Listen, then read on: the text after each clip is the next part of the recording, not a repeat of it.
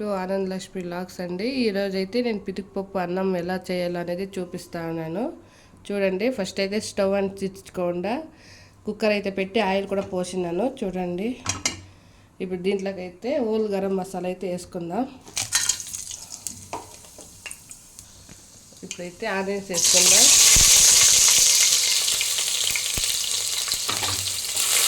ఇదైతే golden brown colour వచ్చే వరకు వేడి చేసుకోవాలి. ఇది గోల్డెన్ బ్రౌన్ వచ్చే వరకు ఉడికించుకున్నాను. ఇప్పుడైతే దీంట్లోకి చూడండి, ఇదైతే టమాటో, అల్లం, తెల్లగడ్డలు అయితే వేసి మిక్సీ పట్టించుకున్నాను. ఇదైతే ఇప్పుడు దీంట్లోకి వేద్దాము.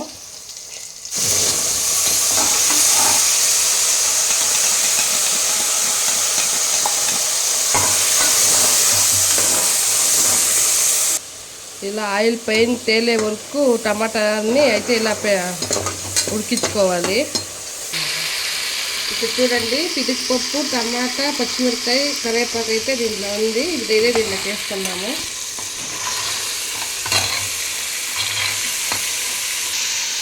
మేమైతే ఈ సీజన్ వచ్చిందంటే పితుకుపప్పు అయితే ఎక్కువగా తింటూ ఉంటాము. మా కర్ణాటక పక్కకి అయితే ఎక్కువగా సిక్కుతాయండి అనప గింజలు అయితే. అది నేనైతే ఎక్కువగా చేసుకుంటూ ఉంటాను. మీకు ఏమైనా సిక్తే మీరు ట్రై చేయండి. పితుకుపప్పు అన్నం అయితే చాలా బాగుంటుంది. టేస్ట్ అయితే సూపర్గా ఉంటుంది. ట్రై చేయండి మీరు కూడా ఒకట. దీంట్లో అయితే ఇప్పుడు బాగా కలుపుకొని 1 minute 2 minutes అయితే ఉడికిపెట్టుకున్నాను దీన్ని. ఇప్పుడైతే కొత్తిమీర వేసుకుంటాను. మా ఇంట్లో పుదీనా అయిపోయింది. పుదీనా కొత్తిమీర వేసుకుంటే చాలా బాగుంటుంది. అందుకైతే కొత్తిమీర వేసుకున్నాను. ఇదైతే బాగా కలిపెట్టుకున్నాను. టమాటా ఎక్కువగా వేసుకోండి, బాగుంటుంది. చాలా టేస్ట్గా బాగుంటుంది. టమాటా ఎక్కువ వేసుకోండి. నేనైతే ఎక్కువ వేసుకున్నాను. ఇదైతే 2 స్పూన్లు అయితే ధనియా పౌడర్ వేసుకుంటాను. నేను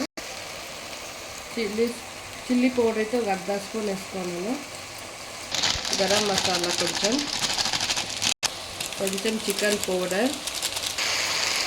ఇప్పుడైతే బిర్యానీ పౌడర్ వేసుకుంటాను. నేను ఈ టేస్ట్ ఎంత కావాలో అంత వేసుకోండి. 1/2 టీ స్పూన్ పసుపు వేసుకున్నాను. ఇదంతా వేసి బాగా కలిపెట్టుకుందాం.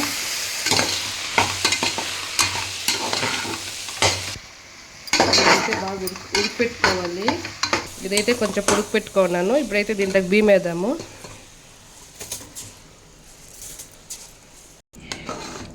ఇదైతే బాగా కలిపెట్టుకోండి. బియ్యము బ్యాళ్ళు కలిసేట్లా బాగా కలిపెట్టుకోవాలి. ఇప్పుడైతే వాటర్ పోసుకుందాం. ఇప్పుడైతే ఉప్పు వేసుకుంటాను. ఇప్పుడైతే ఇంకొంచెం కొత్తిమీర వేసుకుందాం లాస్ట్లో. బాగా కలిపెట్టుకొని అయితే ఇప్పుడైతే మూత వేసేసి ఒక విజిల్ వచ్చినాకైతే చూపిస్తాను. ఇప్పుడైతే రెడీ అయింది. దీన్ని అయితే ఓపెన్ చేద్దాం రండి.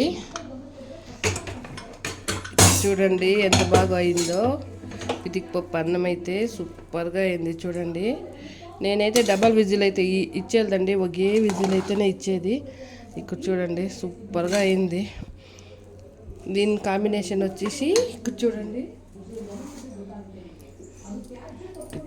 పెరుగు పచ్చడి, దోసకాయ, అలాగే పచ్చిమిరకాయలు.